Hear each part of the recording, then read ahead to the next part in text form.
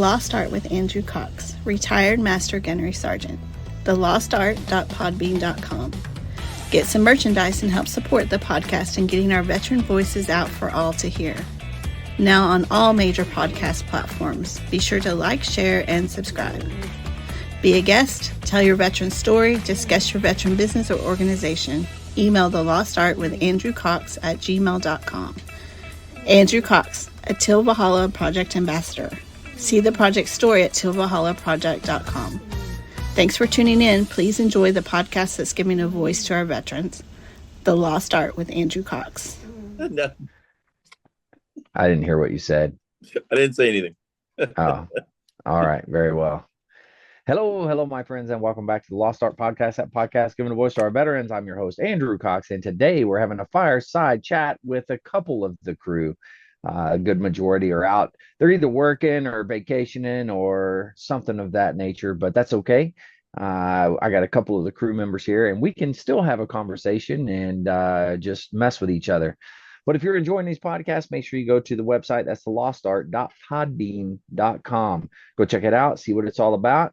Go on there, click on that merchandise tab, go get you some cool gear, get you a hat, get you a shirt, get you a mug, get you something, and help support us and getting our veteran voices out for all to hear.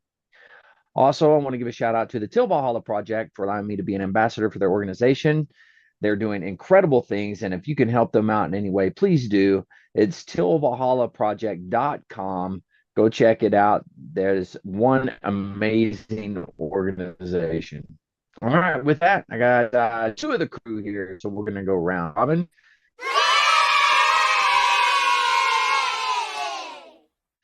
Mike, how you doing?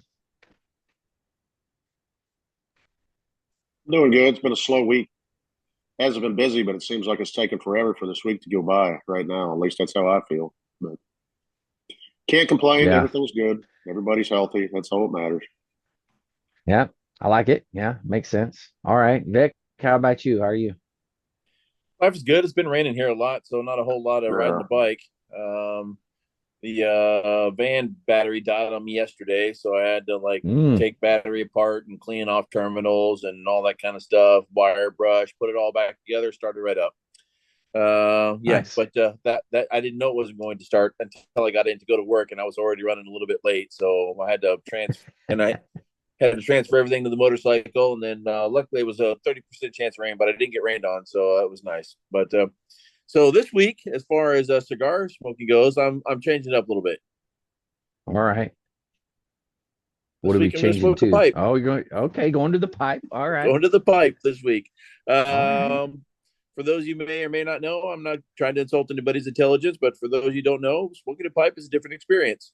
It's much more, you have to stay on top of it.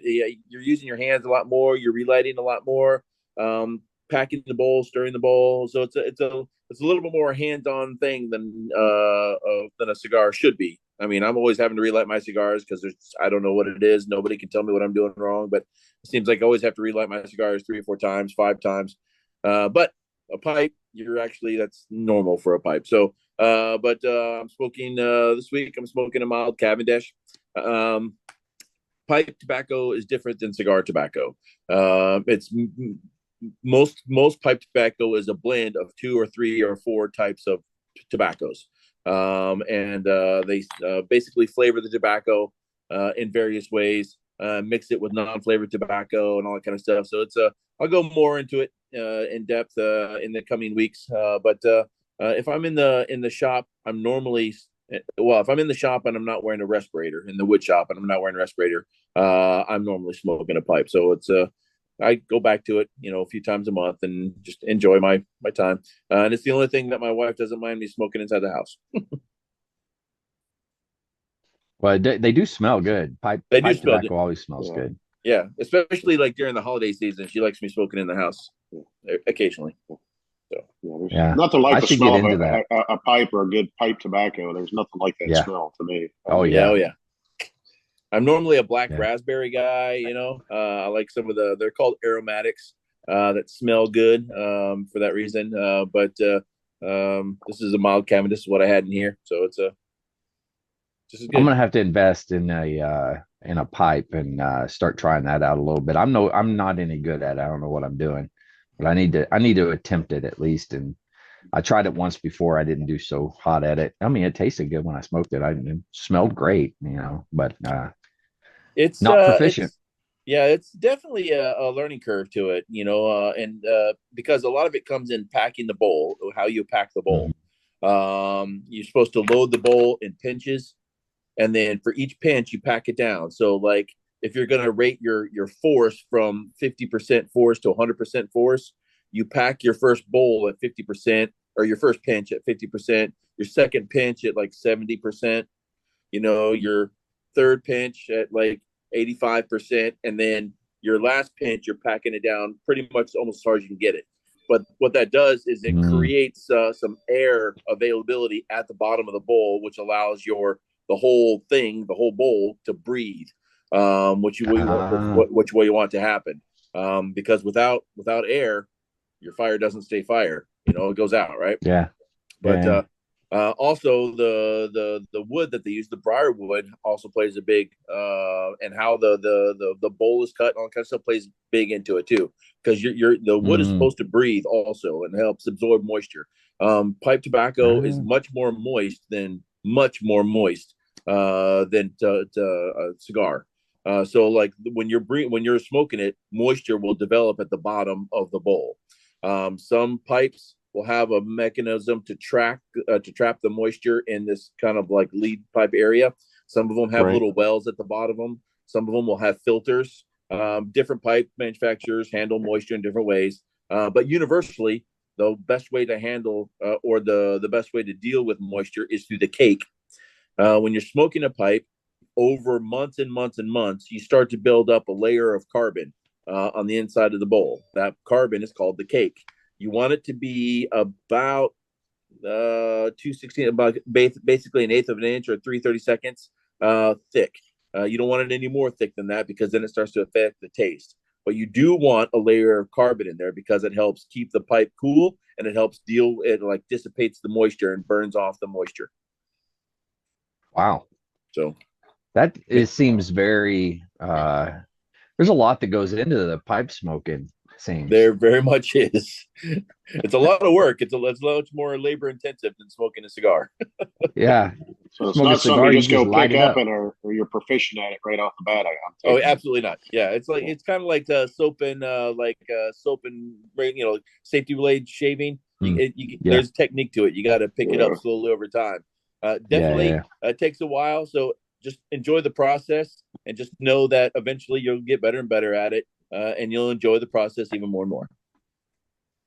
All right. It's harder and harder now to find pipes, though. I mean, that's the big thing. I know when I was a kid, he was our neighbor, but he had a pharmacy, had been there for 40-50 years.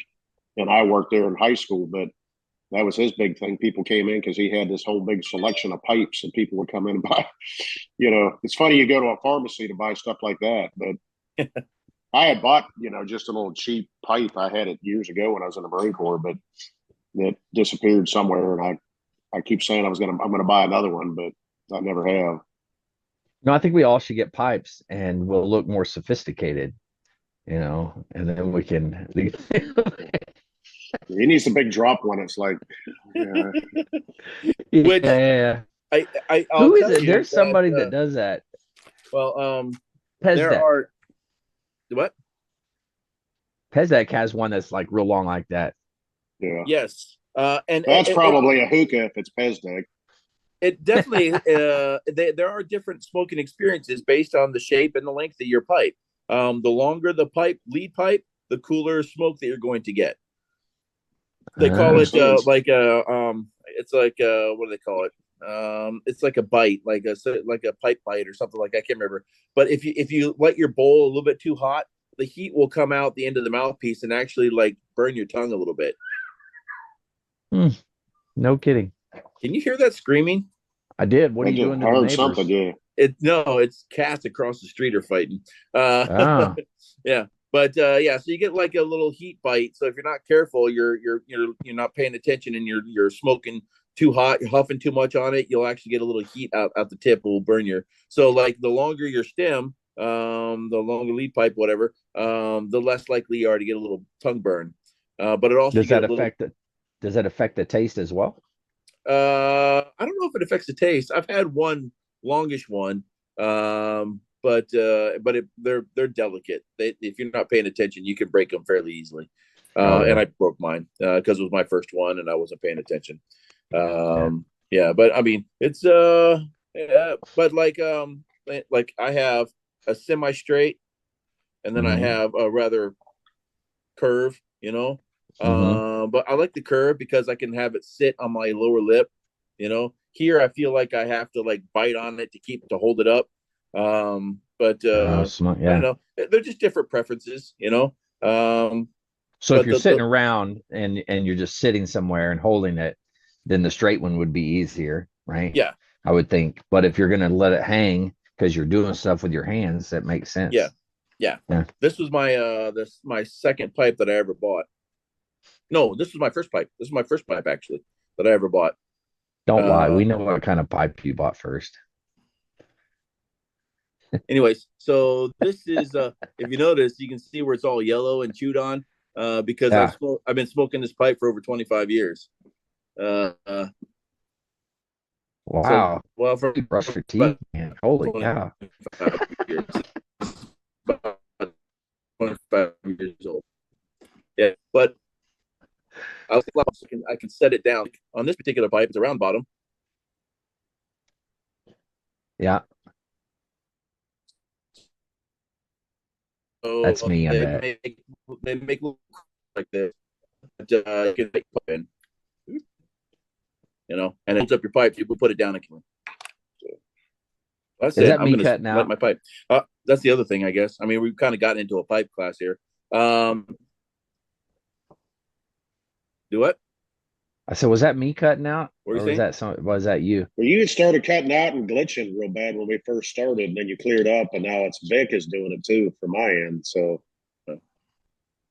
well, I hope they got the intro. So when you light the pipe, yep. When you light the pipe, you obviously want to get a nice even burn all the way around.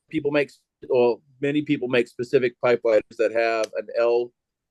The flame doesn't come up the top; it comes out the side, and that helps you light your pipe a little better. So you get a nice even burn all the way around. I usually do circles, but you'll notice, you'll probably see, maybe, I don't know how good this camera is. You'll see that like the tobacco at the top. I don't know if you can kind of see. I'm pretty close to the top of the bowl with my tobacco. Yeah, there it is. The tobacco will actually expand, and you'll see it come out of the top of the bowl. So when it happens, you stop. Wow. You take your tamper, you tamp it back down, and then when you relight it, you'll create like a little ember in the middle. And that ember is what continues to burn until it runs out of fresh tobacco, and then you have to tamp it back down. Maybe stir your bowl occasionally, tamp it back down, light it, tamp, light. So it's a constant process while you're smoking. Whew. I don't know if I have the patience for that. It's a lot of work. Yeah. It's much easier just to light up and smoke.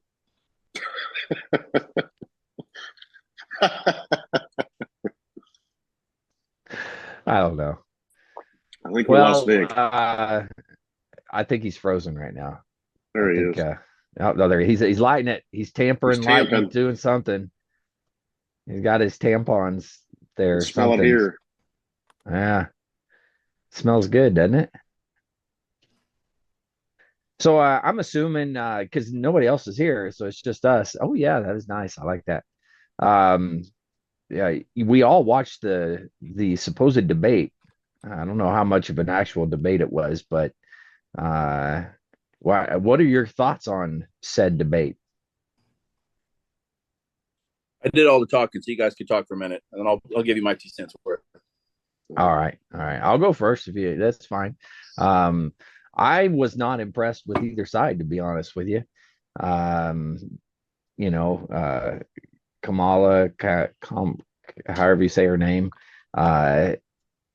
she was just doing anything she could do to poke the bear and get him to get frustrated, which she did. I mean, good for her, and I guess for that. But Trump went straight back to his first political debate that I remember and how he just started bullying everybody. He's just kind of doing the same thing. But it was just sound bites from all the stuff that has been going on. They didn't say anything. They didn't really talk policy that I saw. It was pretty bad all the way around, in my opinion.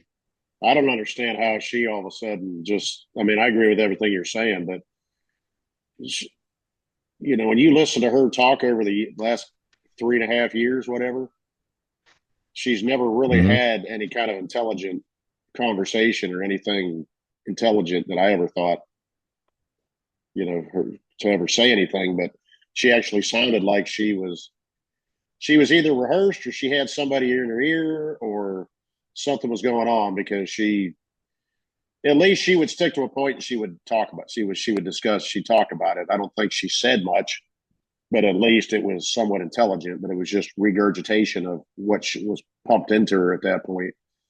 But, yeah, and that's what I was thinking with Trump. I wasn't overly impressed with his performance, but he just kept going back to the same crap over and over and over again. It's like, dude, just stop, man. Just talk to us.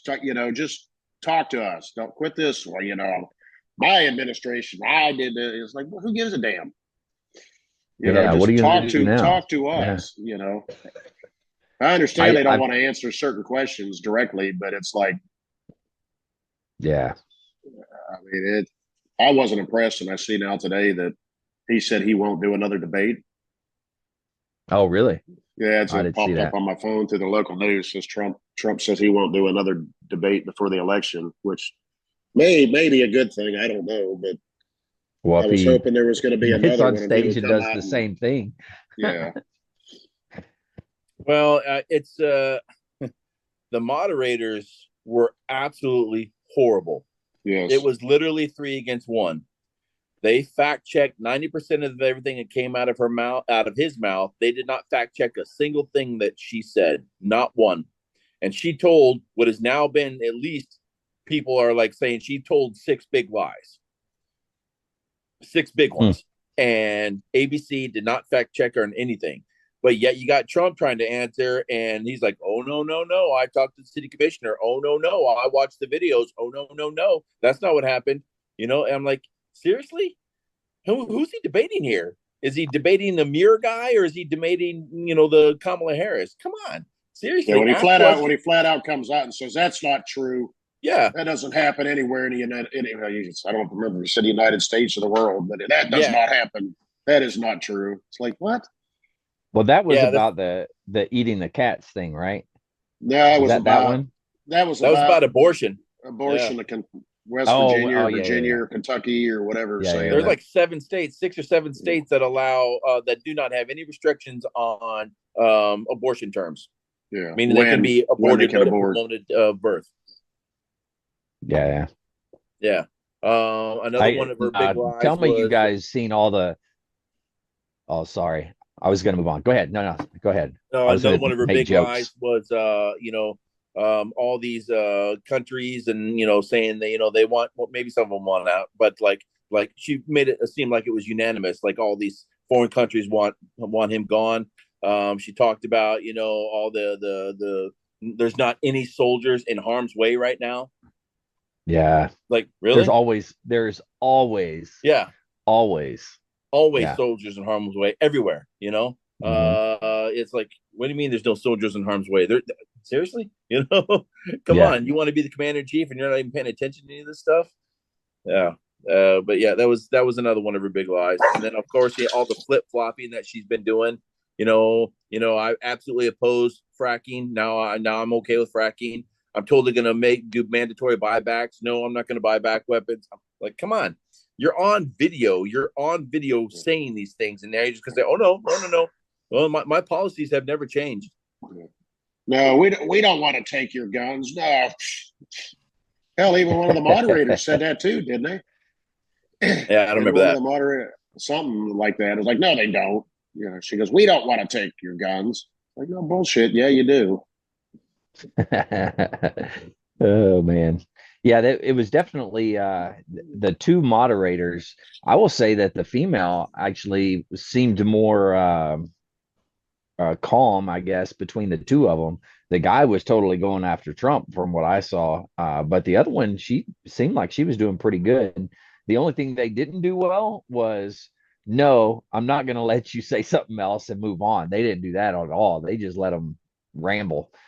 But they also let Trump get the last word in just about everything. Yeah.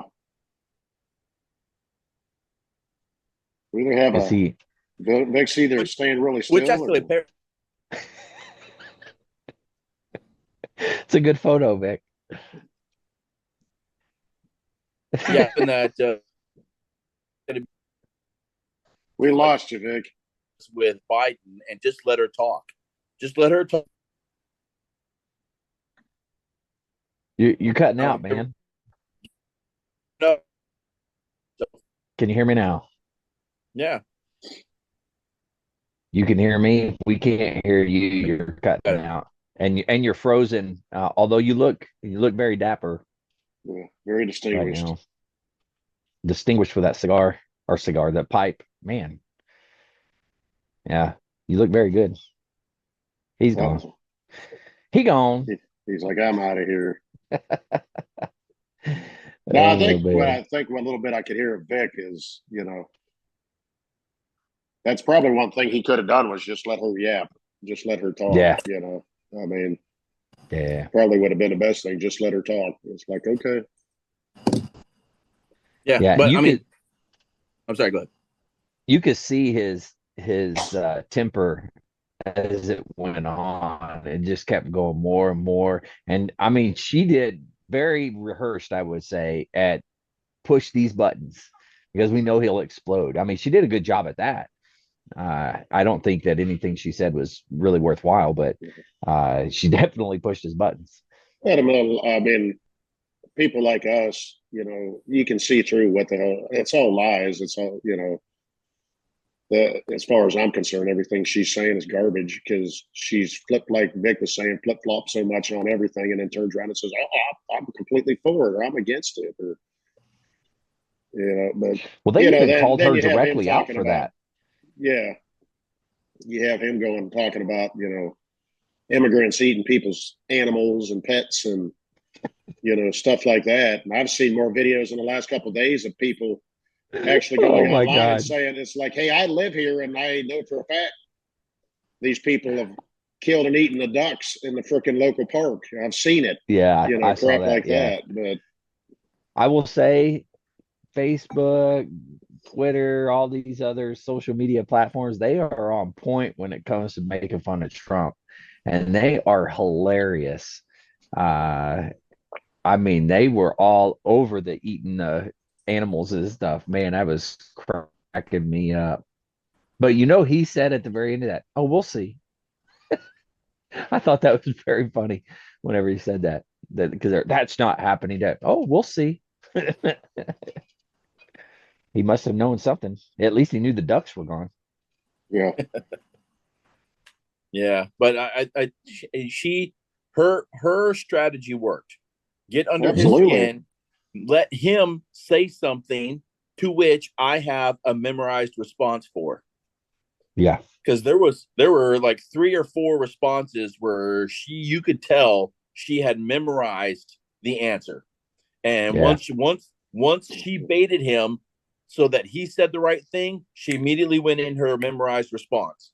She was prepared. Yeah, she was prepared. Oh yeah, but I would say from that standpoint, I would say technically she won the debate. She was the most cool, calm, and collected throughout the whole thing. But it's the same soundbite. So you have her saying these things, you have him saying these other things. It hasn't been anything different, from what they were saying then. I mean, I know you guys say she's flip-flopping and I get that, but that was from several years back. But since she started running, she's been saying the same damn things. Yeah. Yeah. And the problem, well, not problem, I guess. It's like more of her stuff was lies than Trump's, though. Trump, like, okay, the pets, nobody, I don't know that anybody's eating pets, but they're eating the town ducks, so like maybe he, okay, great, they're eating, the town's pets, not people's pets. I don't know what was going on in his mind. So not exactly the truth, but not exactly a lie. But Kamala told some straight up lies, and they did not fact check her. So they were feeding her, some softball questions. One question came up about the economy. That's it. Not a whole lot. The only the commentators or hosts, whatever, did not break up. I think they asked one question, maybe two, about the border. That was it. But the whole debate was an hour and a half long. And you got like two questions about the border, and the economy and the border are what pollsters have said are the two most important topics, regardless of political affiliation. Yeah. And then you they even said that in the thing when they asked the questions. These are the two topics that everybody wants to know about. And then they just barely went into it. Yeah. If I was Trump, I would have come out at the very beginning and say, the very first question they asked him, I would have said, okay, I'll get to that in a second. I just want to let you know, she's going to say that she's not the border czar. She's going to say that she is, this, that she's not Joe Biden. She's going to say that this, that, and this, and that. So just get ready for those answers. And I totally would have destroyed her answers right from the beginning. And then when she said them, he would have been able to say, told you. Yeah. You know what I think they ought to do? And I don't know if they did this at one point in time in history here in the United States or not, but I think they should pair up. Like if you're going to run for president, right? There's a Republican, I'm going to run for president. It should be mandatory they have a Democrat as the vice president. And then vice versa. If I'm the Democrat running, I have to have a Republican as my running mate. I think they should do that. And then the other thing that at least for me, and I don't know if everybody's like this, but I can't stand it when they're doing the back and forth and just kind of talking crap to one another when we want to hear like, hey, these are the things I want to do. Like, stop talking bad about the other person and just tell us, hey, this is what I would do. If you like that, then vote for me. If you don't. I don't care. Like it's driving me insane with all the back and forth and the stupidity. But just talk normal. You know what I'm saying? And just tell you what is it that you want to do. Stop the name calling and finger pointing and actually talk to us, the people that matter, and talk to us. Just talk to us. Yeah. Stop this. He could say, her idea is this, and this, but just be sincere and stop this shit. It's, I don't know. In my opinion, if you found somebody that was like that would get on a debate stage, right? And even if the other person wasn't going to do it, he's going to do this, he's going to do that, and just say, hey, look, I'm not going to talk bad about what that person thinks, what that person feels. That's what they feel. And that's okay with me. But I'm going to tell you how I feel and how I would do things. And if you like it, take it. If you don't. But I'm not going to say anything bad about that person. That person is doing their own thing and they believe it. There are people out there that believe all kinds of crazy things. I'm probably one of them, but I don't know. Just let it go. I thought that was funny last night when they said, well, you said that, she just now discovered that she's black. How are you going to defend that, Mr. Trump? And he's like, I don't care. I don't care what she is. And I was like, yes. See, it should be like that. I don't know. I would listen more to an individual that was like that. I don't know. I mean, yeah, really. What would you do if he flat out said, he goes, I really couldn't care less. Yeah. But I mean, that is one thing. That's what he was saying. She's, what did he call her? A chameleon? Yeah. Or he said something, that, she picks and chooses when she's in the South in Atlanta, she's all Southern talking about bathtub full of greens. Man, we do some greens. We cook them. We just got to wash them in the bathtub, But then, she picks, when she wants to be Asian or she wants to be this, it's like, I get it. It's all politics and it's a game. But I will say that is one thing that Trump is unapologetically Trump.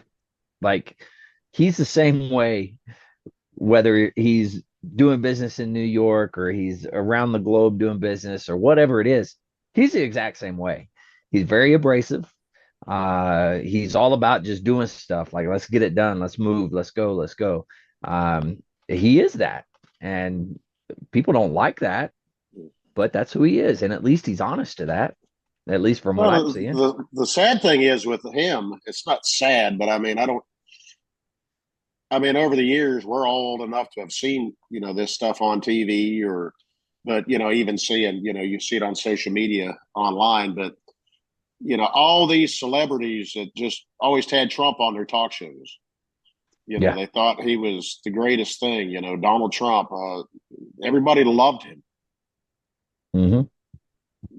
From Oprah Winfrey to, all of them, from all those hags from the talk or whatever the hell it is. And, he was like their best friend because they gained something by knowing him or being friends with him. Yeah. It's like, oh my God, we got Donald Trump on. But, everybody turned in a heartbeat because he actually, he went on those shows and he was nicey and talked and he was honest. But, yeah, when he started running for president, he came out and was like, hey, guess what? This is how I am, like it or not. But yeah, it had appealed to a lot of people. Oh yeah, I'll be honest, it appealed to me right away. Yeah. Because I'd much rather have somebody that's maybe a little brash, maybe is a little crazy from time to time, but I'd much rather have that, somebody that can make a decision and run with it. Yeah. Maybe it's not the best decision, but what is the Marine Corps? They say any decision is better than no decision, and that's pretty much what all our politicians do is they go back and forth and don't make a decision. So no wonder we're kind of starting to spiral and do stupid stuff. And nobody's willing to make a decision. Yeah, you're going to make bad decisions. I don't care who you are, whether it's combat, whether it's, politics, whatever. You're going to make bad decisions, but go make them. Nobody wants to take responsibility for bad decisions. Yeah, true. Yeah, they want to blame somebody else. And that stuff she talked about in a debate that, everything right now is Donald Trump's fault. I mean, that's the mindset of everybody. It's like, you do realize what was going on before he became president, right? You really that ignorant to think that, largest unemployment, this and this and that. It's like, stop and fucking think about it, dude. I mean, okay, you added all these jobs. Well, you added the jobs back to were there before. Yeah. But you want to take credit, but you want to blame him for it and how he handled COVID. It's like, well, he didn't make it. He didn't create it.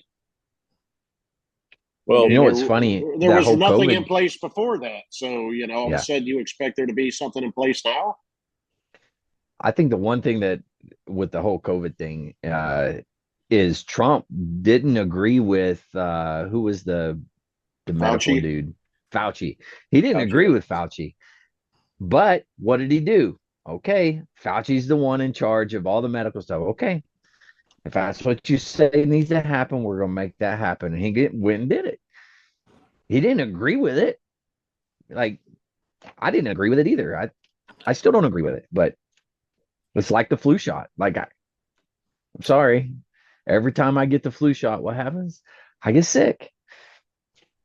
I don't know why, but boy, oh boy, do I. Never fails.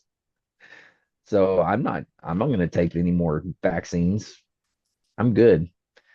Just for the record, 12 of the last 16 years, there's been a Democrat in the presidential office. And they still, wow. Yeah. Oh, yeah. Biden. I didn't think about that. Then previously Trump, and then Obama for the 8 years before that. Mm-hmm. But they want to blame everything on Trump. Yeah. Democrats have been in power for 12 of the last 16 years, and it's not their fault. Nothing's their fault. Everybody wants to be a leader until it's time to do leader things. Yeah. And then nobody wants to take responsibility. Nobody wants to be a leader, and that responsibility aspect of being a leader. Yes, you're going to make stupid mistakes and you're going to do stupid things. No matter who you are, if you're put in a leadership position, that's going to happen. You're going to look like an idiot. You're going to say things that you didn't really mean to say, all kinds of stupid things. We've all been there. But that's part of being a leader, is saying, okay, yeah, that was my bad. I screwed that up. And accepting, okay, yeah. And maybe, of course, their screw ups are on a much higher level than my screw ups. But at the same time, it's, hey, if I was the one that said pull out of Afghanistan and do it now, and then all that stuff went down, I'd say that was my bust. That was my fault. I shouldn't have done that. And I guarantee you people would respect that. They might not like it, but they'll respect it. Yeah, it doesn't help. It doesn't change the situation, but I mean, that's it. I mean, that's all people want is accountability. You know, hey, this incident was my fault. We should have never done this. You know, but even then, I mean, they've got advisors. It's no different than anything else. You can only take what you know or what you're told, and try to make a decision with it. So, and then if those advisors, and this is where, who was that dude that the Marine, was he Major? What was that dude's name that got fired or what have you, for speaking out against I know you're talking the about top brass. I can't remember his name. Yeah. Anyways, that dude, his big thing was hold people accountable. There are general officers, there are individuals that are up there who brief the president, who go in and say, hey, this is a bad idea. People are going to die, right? That's their job, to go in and say that. Now, at the end of the day, if the commander in chief says, hey, we're going to do this, well, aye, sir, we're going to do what we got to do, and we're going to push on and do everything we're supposed to do.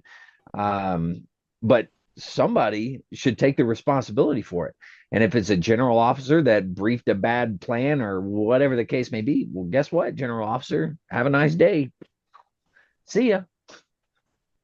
Fired for cause, or what do they call it? Relief for cause. Loss, relieve for loss in trust and confidence, right? That's what they relieve everybody for.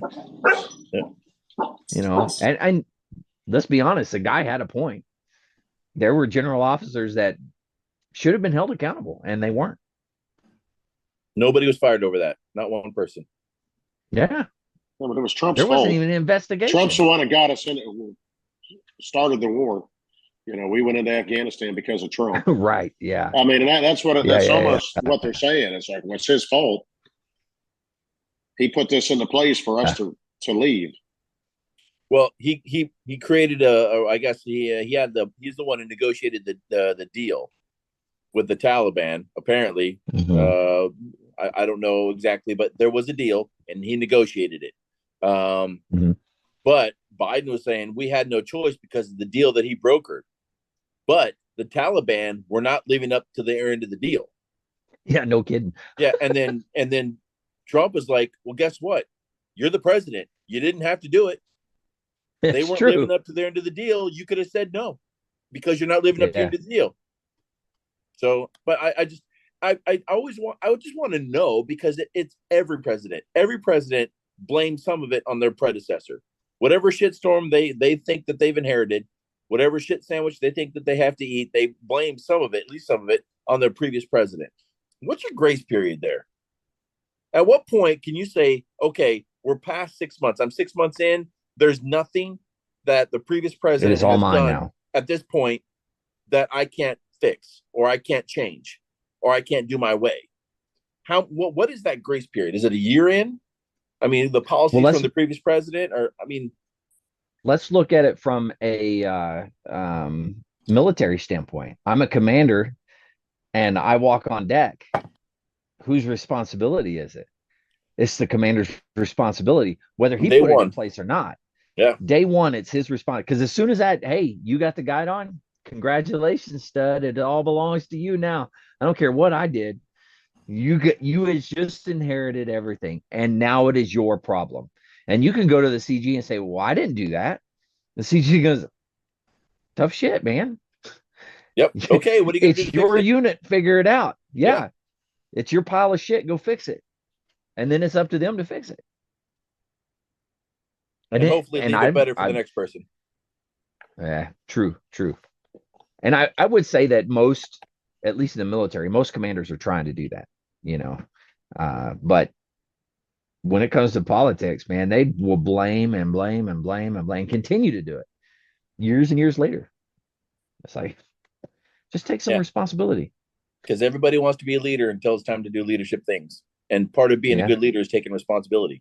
So nobody wants to take responsibility for decisions or for actions. So I want to be a leader. Yeah, reelect me. Yeah, okay. Yeah, I'll do whatever. Just vote for me. Oh, yeah, I don't want to do that. That sucks. I don't want to make this group of people unhappy. I don't want to piss off this or that. Let's wait. Let's slow down.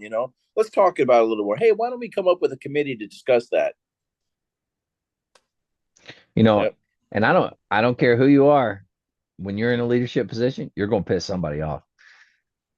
There's no winning. Yep. It does not matter. You can make one decision and piss off 90% of everybody else. You make a completely different position. Guess what? You only appease 10% over here, and the rest of them are pissed off. So it doesn't matter. Whatever decision you make is going to piss some people off, and you just got to live with it. Yeah, I made that decision. Was it a bad decision? Yeah. I looking back on it. Yeah, absolutely. That was a bad decision. Shouldn't have done it. Or no, I believe wholeheartedly in what I did, and it is what it is. We're going to continue to push on. I would tell Marines their job as leaders to offend the least amount of people. To offend the least amount of people?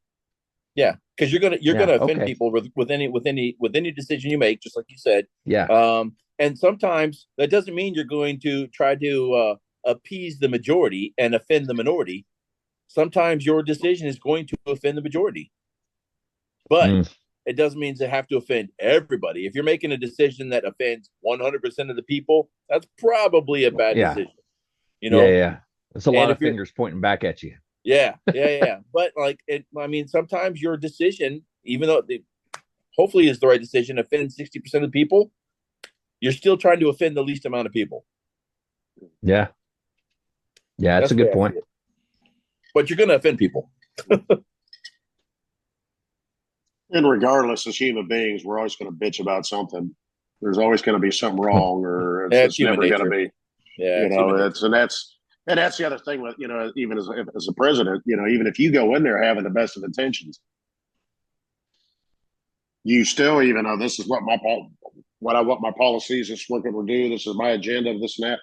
They're still dependent on everybody else to support it, and they're only going to support it as long as they can continue to have. It's going to best support them and contribute to what their agendas are. I'm telling you that that those green pieces of paper seem to get in the way of just about every political decision. It doesn't matter who you are. Hell, even Obama. I didn't vote for him. Didn't really care for him. Did I think he did terribly on a lot of things? No. But hell, he got shot down on so many things, even by his own party. He couldn't get through. It doesn't matter what you go into politics. Well, we're going to do this. We're going to do that. Well, you got to have everybody else on board to be able to do that. So, yeah, I think the other thing that really aggravates me about politics is when they put up a bill or they do anything like that, all the stupidity that they put in there, it'll be like 900 some odd pages, and they're like, "Hey, be ready to vote on this tomorrow," and they just gave it to you.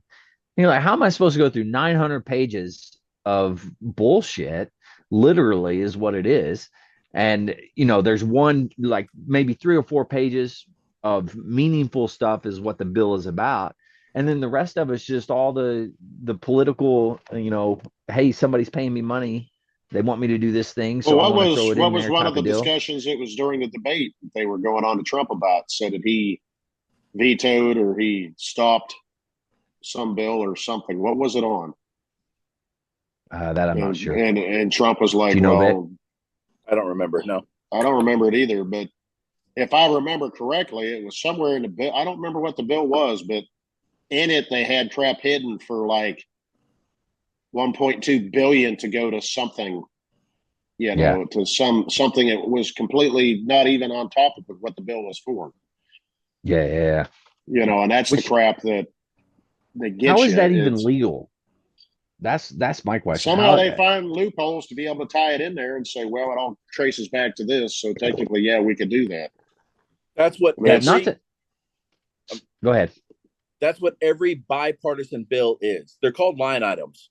So basically, when the sponsor of a bill says we have this bipartisan, first of all, every bill theoretically, technically, actually, is bipartisan.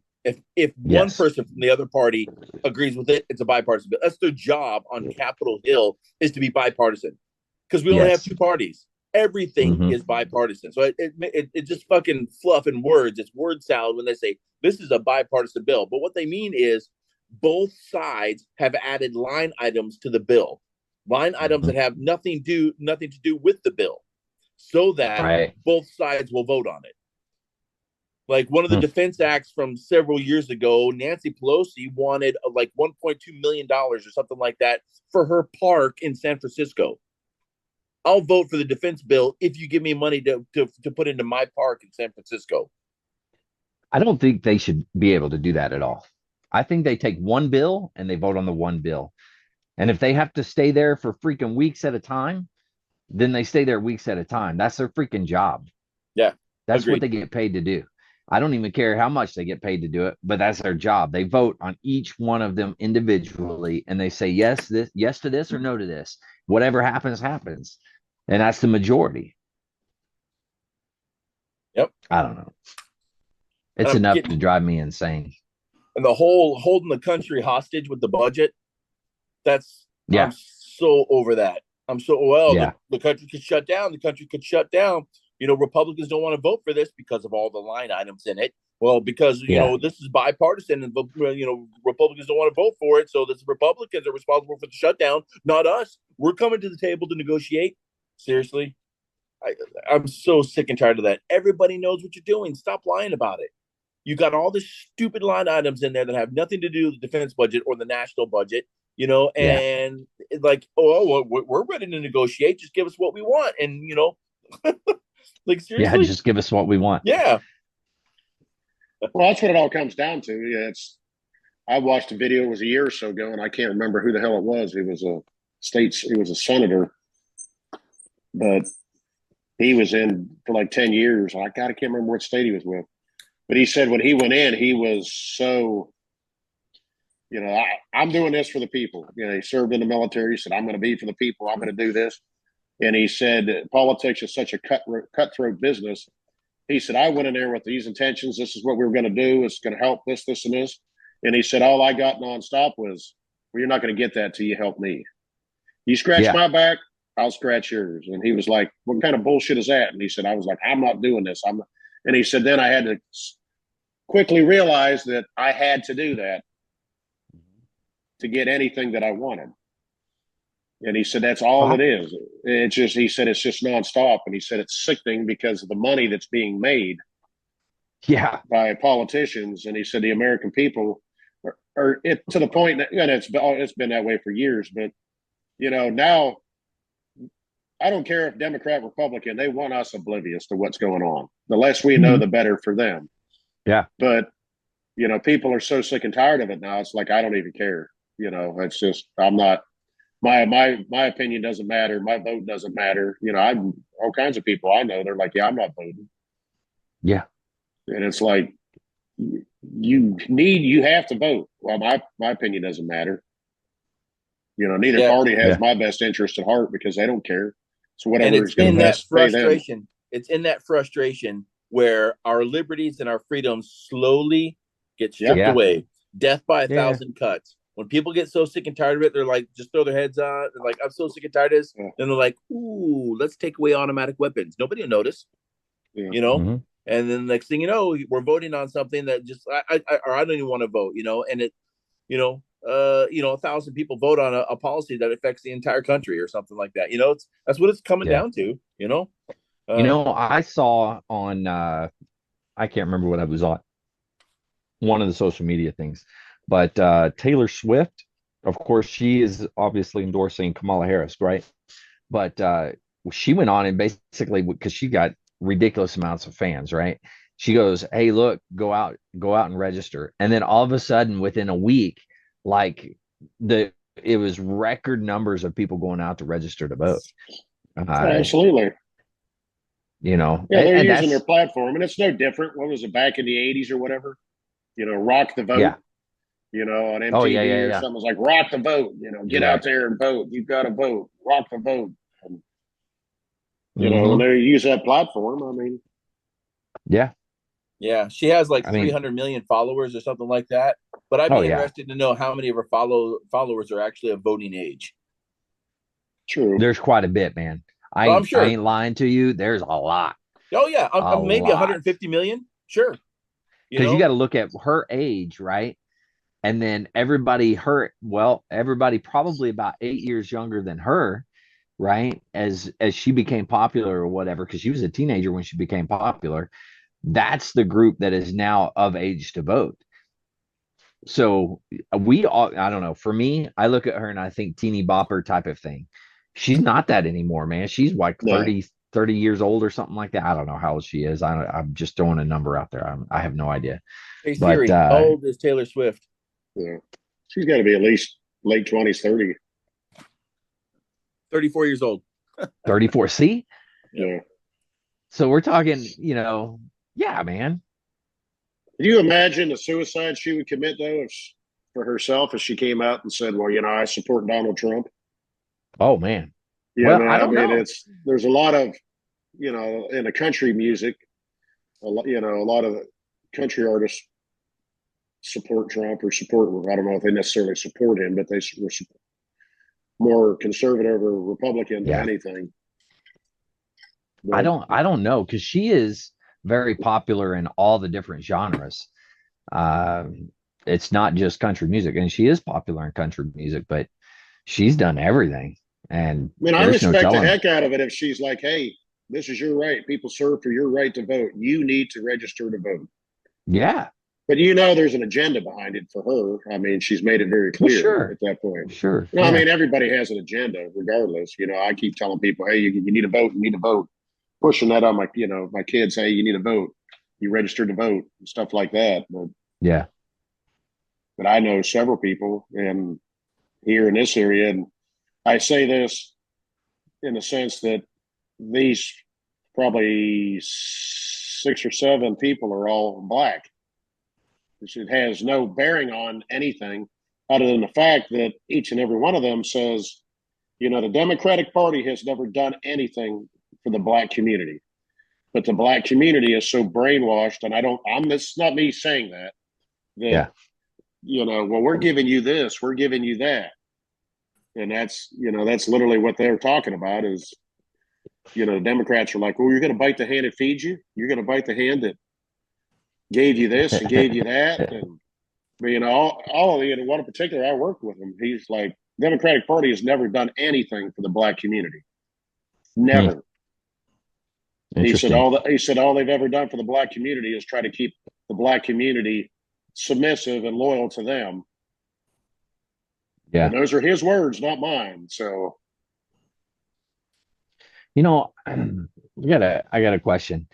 You think back, we're all like read the Bible, Christian oriented, right?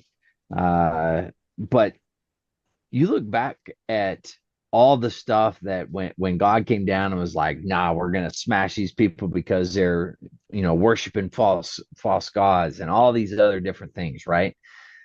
And you look at what we're doing today, I'm amazed that we're still here. It's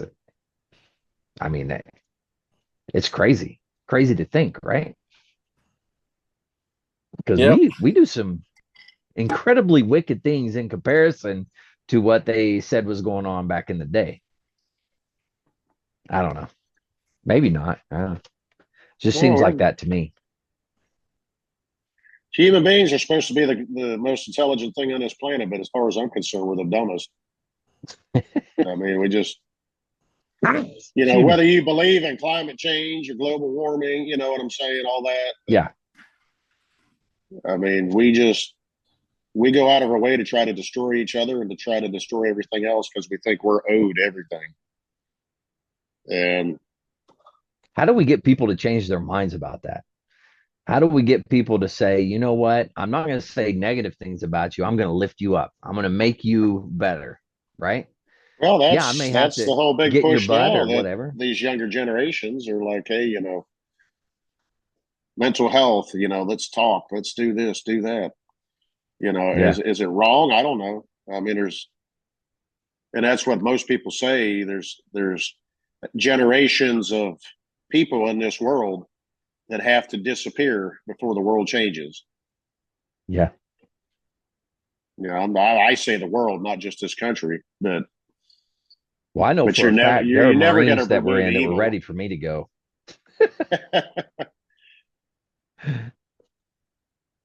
I doubt that. Oh no, there were. After you left, they're all like, "Man, it wasn't so bad with Master Guns here." Maybe, I don't know, but yeah, they were ready for me to go. That's for sure. And they're right, Vic. You know, he's on mute. He said, "Hold on." He's getting a tongue lashing. There was a really loud diesel truck across the street that fired up and was just sitting there idling. I was waiting for him to pull away. Oh, nice. Yeah. Well, I mean, it's I think that's it in any generational thing. But like, we need to seriously get rid of the Nancy Pelosi's and the Chuck Schumers, and and I'll be honest. I mean, I'm not even. I do honestly believe that Trump is the better of the two candidates, but he's 78. Yeah, he's 78. Agreed. Yeah.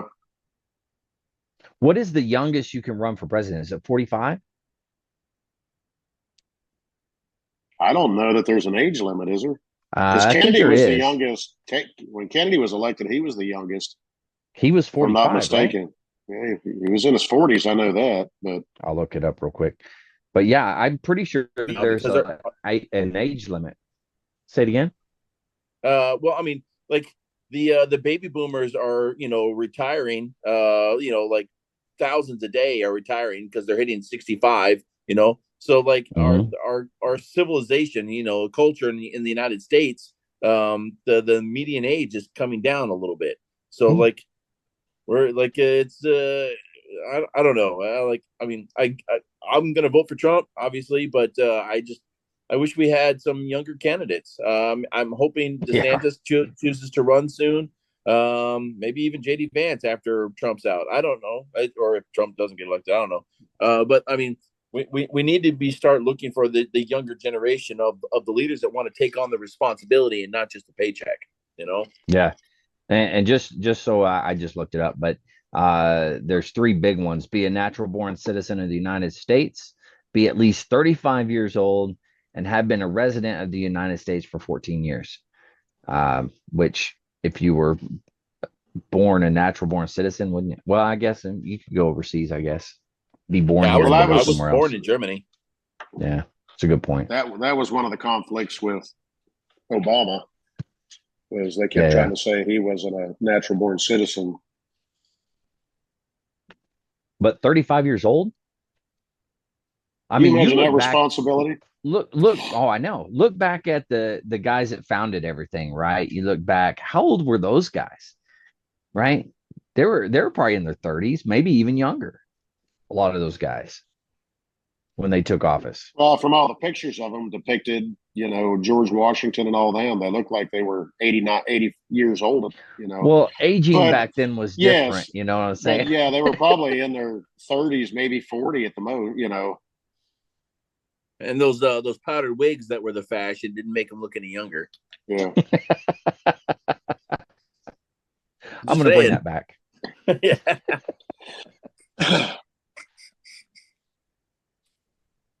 All right, founding fathers' ages. Here we go. I'm going to look it up. James Monroe was 18. No, Aaron Burr was 18. Alexander Hamilton was 20. James Madison was 21. Thomas Jefferson was 25. John Adams was 33. Paul Revere was 40. George Washington was 41. But we're talking, that's pretty young. That's way younger than us. Wow. Well, maybe not way younger. How old was Alexander Hamilton? 22. 20. He was 20. Wow. You imagine 20 years old and he's trying to figure out how to fund a new country. Yeah.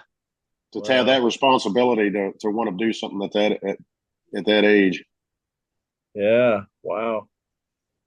And now you can't find I don't even know this, but there's probably not a sitting senator, any type of politician like that's 20 years old. There can't be. No. How old was AOC when she was elected? She was one of the youngest ones, like the second or third youngest. She's one. in it's like upper 20s, I thought, right? Like 28 or was it something 30s? like that, right? Yeah, something like that. Hey, but still, hey Siri, how long was Anastasia Cortez when she got elected? Siri's like, what? The fuck do you say? She was 29. 29. Siri came back and said, "What you talking about, Willis?" No, me and Siri, we're buds. She knows how I stutter. She figures me out. She figured you out. Yeah. That's pretty bad. Oh man. Yeah, we need to get some of these younger guys in office. How do we start a party? But not any more AOCs. Well, I mean, you're gonna get some of them.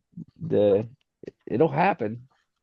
But how do we start a revolution? That's what happens. But well, when you say revolution, what type of revolution are you talking? Are you talking about overthrow government type of revolution? You're not talking about that. You're just saying we have to get something started where people will want to, younger people will want to. I don't mean we go in and burn the Capitol down or anything like that. I just say that because I understand I don't want them to ban my podcast. Yeah. No, but it's. I mean, there's plenty of younger people out there that have that motivation and will to do it. But it's, how do you get them pushed in that direction? How do you? Yeah. I mean, they've got to get into local politics, like Vic says. And yeah.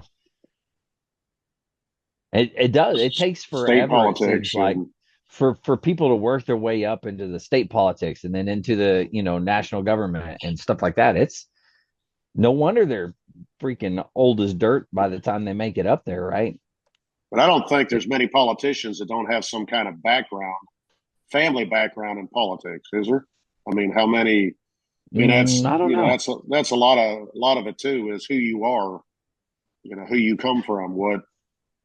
Well, you mentioned it earlier. There's money in it. So you're talking, okay, let's start a new political whatever, right? New party, if you want to look at it that way. Well, you got to have money in that party, right? There's got to be some sort of financial type of background. But I think now we're at a stage where money isn't going to be although it's always important, don't get me wrong. But with social media, you can do so much on the backside where a lot of the big money guys, they're going for something completely different. So if you started a party and you started pushing everything on the social media platforms more so than anything else, you might make it somewhere. What was his name back in the 80s? Tried to start a different party. You know who I'm talking about? Perot? Ross Perot? Yeah, Ross Perot. Yeah. Didn't he try to start a different party or his own party? He ran under a different. What did he run under? Hold on. My daughter's talking.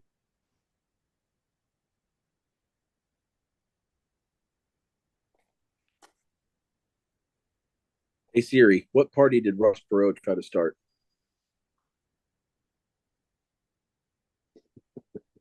Hi. Hi. All right, there you go. You said hi to everybody. All right.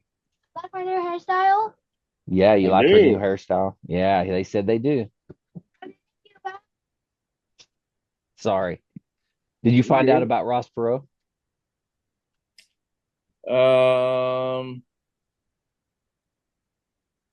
Maybe he just ran as independent or something, but I swear he tried to. Yeah, might have been. I really liked Ross Perot back in the day. Now I wasn't old enough to vote back then, but I did. I enjoyed Ross Perot. I also enjoyed all the Saturday Night Live skits and all that type of stuff about him. So that was always fun. I mean, what's anybody's thoughts on Pence when he was vice president? As far as I don't know. I actually won't lie to you. I was hoping he was actually going to run. I didn't see, like me personally, I didn't see anything negative. But I know that he and Trump apparently had disagreements. But Well, yeah, especially at the end. Yeah, yeah. But I mean, well, I admire Pence for holding, sticking to his convictions at the end. Yeah. Trump was asking him to do something that was not okay. I'm sorry. Yeah, can you? Yes. Should you? Absolutely not. Right. You don't. You just go to your vice president and say, "Hey, you can't authorize these votes. You can't certify the vote just because Right. I feel like it's been rigged." Yeah. Sorry, you don't do that, and I admire Pence for doing that. But other than that, he was milk toast for 4 years. yeah, true. It was just meh. I mean, he Yeah. didn't have and his rating wasn't disfavorable as nearly as bad as Kamala Harris was. Well, let's be honest. When's the last time we ever heard anything about a vice president doing fantastic things? When's the last vice president? Well, I mean, a vice president's role is to have some kind of agenda. It's the one thing they're known for. Their one agenda that they want to go out. Well, and correct push. me if I'm wrong. They're the ones that are supposed to be going out to all the different countries and being that face or whatever for the government. Is that correct? No, that's the Secretary of State. Secretary of State does that? Yeah. I mean, the vice president can, but it's the Secretary of State's job to, I guess, develop international relations. Interesting. Maybe I should go back to school. Learn that in junior high. To your point, that's exactly what the Harris campaign, that's the point that they're making.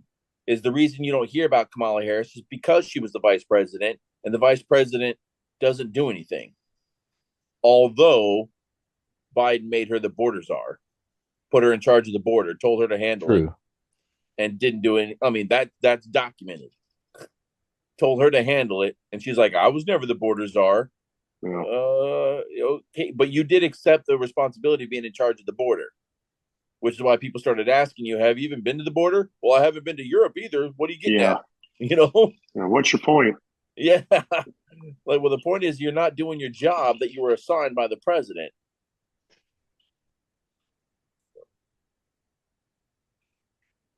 Yeah, I was trying to look up what the official roles of the vice president is. The extent of the roles and functions of the vice president depends on the specific relationship between the president and the vice president, but often includes tasks such as a drafter and spokesperson for the administration's policies, advisor to the president, and being a symbol of American concern or support. That sounds like a political answer to me. Word salad. That's all it is. Yes. What is the constitutional role of the vice president? Let's see. That's a big read, and I am not going to go through all that right here. So yeah, what article is that? Does it say what article it is at the top? Okay. No, because this is from a article of August 5th of 2024. No, like what article in the Constitution? Oh, I have no idea. Yeah. Again, I'd have to go back to 7th grade. Hey Siri, what article in the Constitution covers the vice president? Article 2.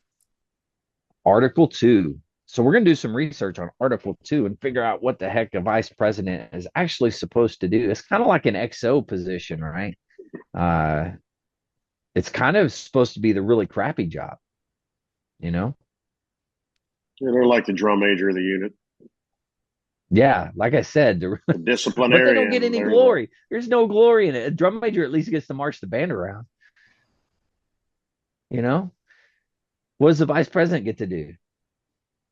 Hide when the president goes somewhere so they don't both not in the same place and get blown up at the same time? They get to be the tiebreaker in what? Senate, Congress, whatever it is. I guess, yeah. Yeah. That's really, I think their primary job is to be the authority over that. Maybe they should show up every now and again.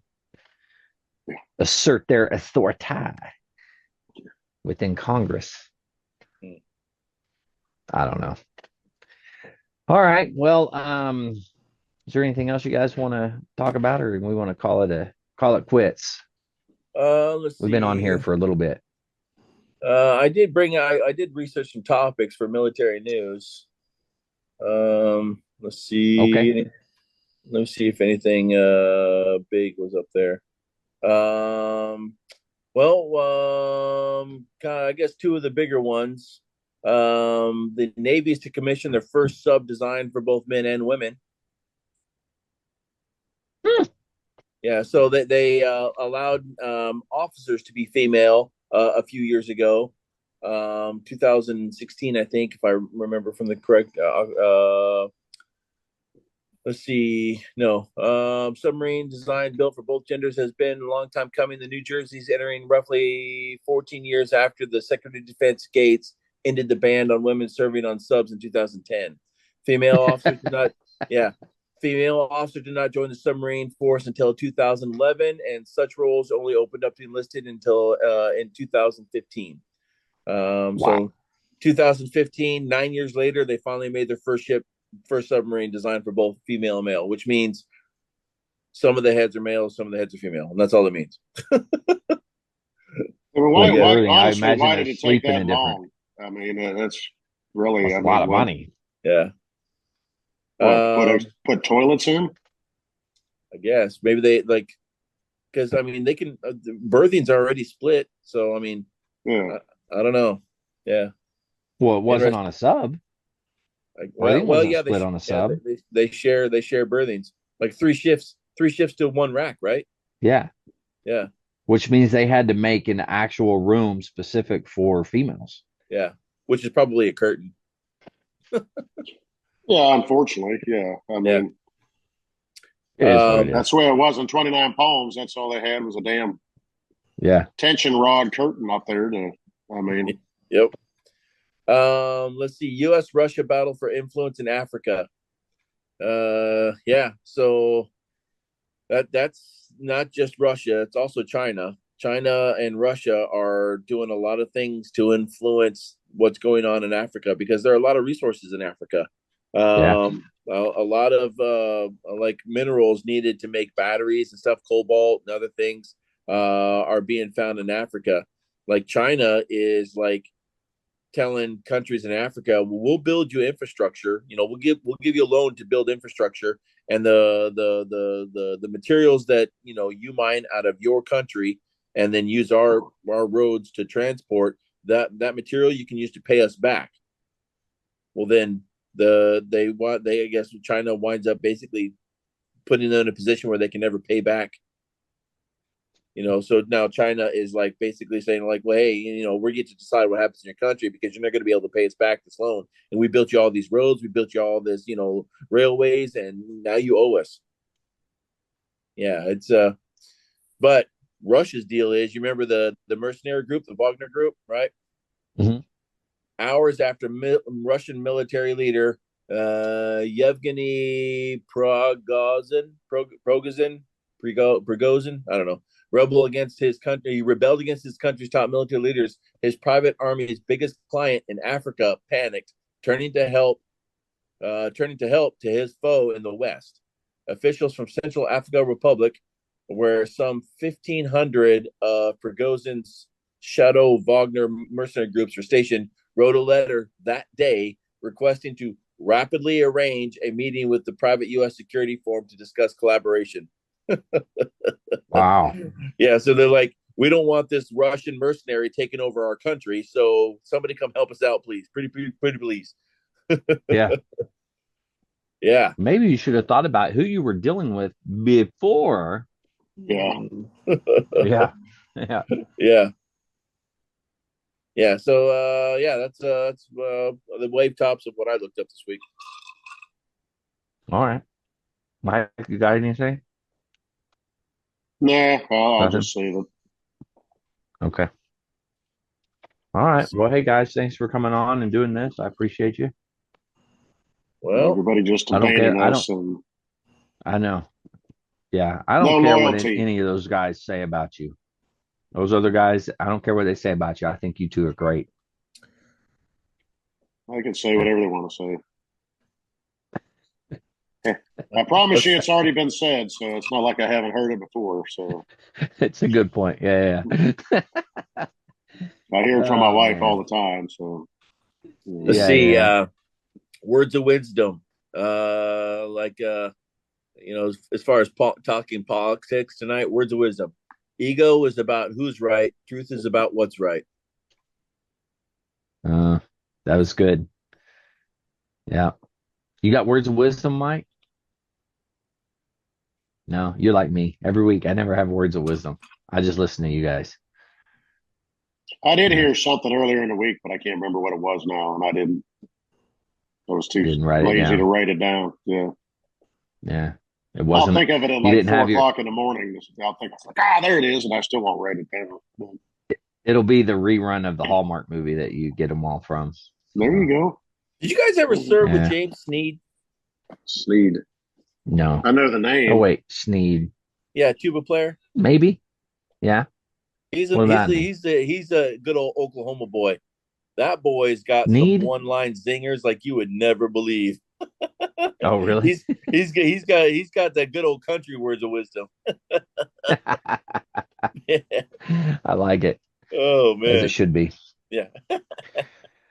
Cool. All right. Well, hey, thanks, guys. I appreciate it. To all the listeners out there, if you're struggling, need any help, anything like that, make sure that you reach out. The VA does have some great resources. You can dial 988, press option 1. You can also text 838-255 or go to veteranscrisisline.net and click on the chat icon. Any of those options are going to put you in contact with somebody that can help you out. But remember, I care about you. The crew cares about you. The whole veteran community cares about you. So please reach out for help. And if you're out there, you're not struggling, you're doing well, then reach out to the buddies that you serve with. Ask them how they're doing. If they need a helping hand, please reach out and help them. With that, guys, one more time, I appreciate you. To all the listeners, stay motivated, change your socks.